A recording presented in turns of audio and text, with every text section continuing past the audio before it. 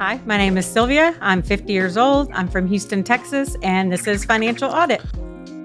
So normally I would jump into pleasantries and everything, but seeing how this is Fat Stacks week as we're talking about it, and you don't even know this, and we didn't even know this. This is a whole week of episodes of the fattest of stacks we have ever seen, and you're literally ending the week. We didn't know it was a thing until all of a sudden you applied, and we were just like, what has happened? We've just done like so many of these in a row all of a sudden. So Fat Stack week, but also out of the gate, I saw in my notes, there's a whole note. Our producer, Lindsay, she's getting all the notes and everything. And I was just like, oh, what's up with today's recording?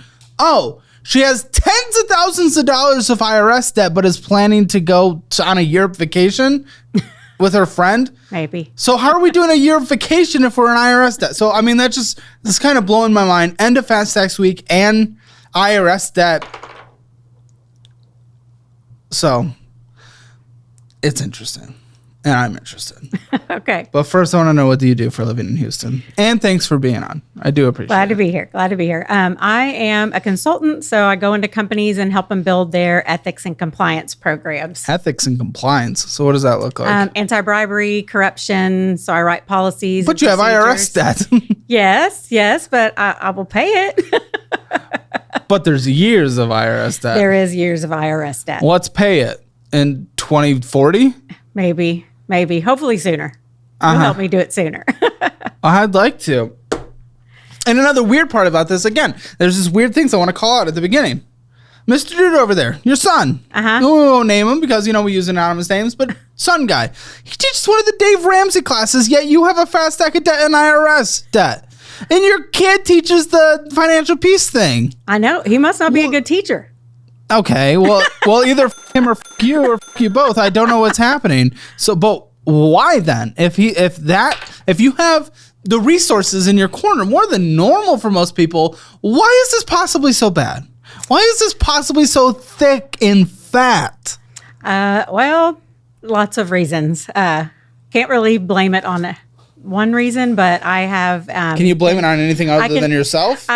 Mostly myself, yes. I have been in a marriage for 13 years where we had lots of unemployment on his side.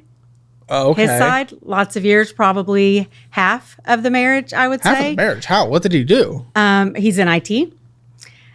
Okay, so just lots of job losses. He couldn't find other jobs?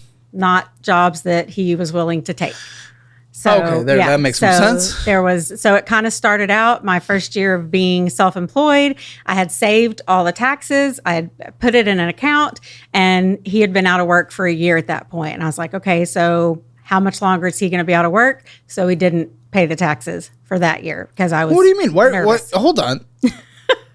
Well, what was the longest stint of unemployment? A year at least, probably. Okay, longer. So after that, why didn't we save up a full year emergency fund if we knew that was a reality in our situation? Why are we going into debt for that? If this was a thing that was ongoing in the good times, wouldn't we prepare for the inevitable rain that we knew was coming from living in a historic rainy place? Yeah, no, I've never had an emergency fund. You've never had an emergency fund. I was a single mom for 10 years. Congratulations. Get an emergency fund.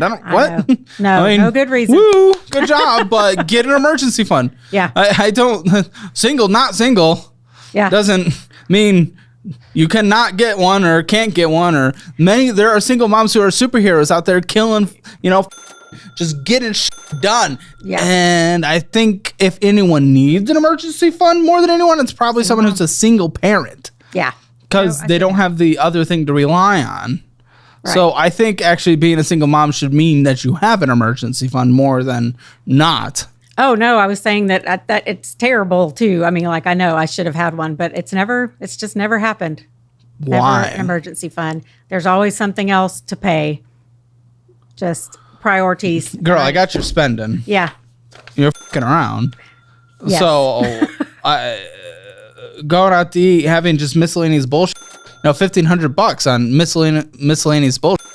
Also, we're going to have you take a little sip of water because you got the going on, which is okay. It happens. But we're doing it for you, the audience. I think everyone, we get a little nervous on camera. It's okay. Sorry. Totally good. Nothing bad. So what are we making in this consulting job? Probably about $185. You make a shit ton of money. How long have you made this much money? Probably off and on for the past 5 or 6 years. I started consulting. How much did you make when you were the single mom? Like that was the card we pulled Less than immediately. 50. Okay, well, less than 50 when? In 2011, I was making $48,000 a year. Okay. So, okay. so 13 years ago. That had to have been relatively close to the median household. 2011, relatively close. What was it? Probably $10,000 more or so? Maybe.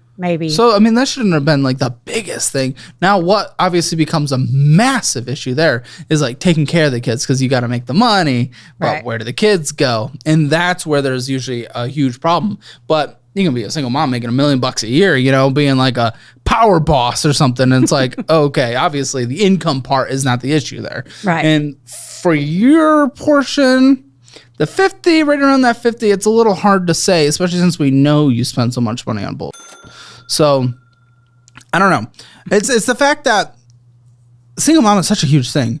It really is. But the fact that you immediately pulled the card out of the wallet, that's always what gives me a little bit of concern when we're talking about why your fat stack is so big today. And we were just like, whoosh, drew it, threw it on the table. Yeah. Even though, of course, you've been married for 14 years. Yes. 13. Yes, I have been. No, I just mean like when I was a single mom, I still didn't have an emergency fund. Now I make way more. Yeah. Still no emergency fund. Sure. Fair enough. Not a good choice. Fair enough.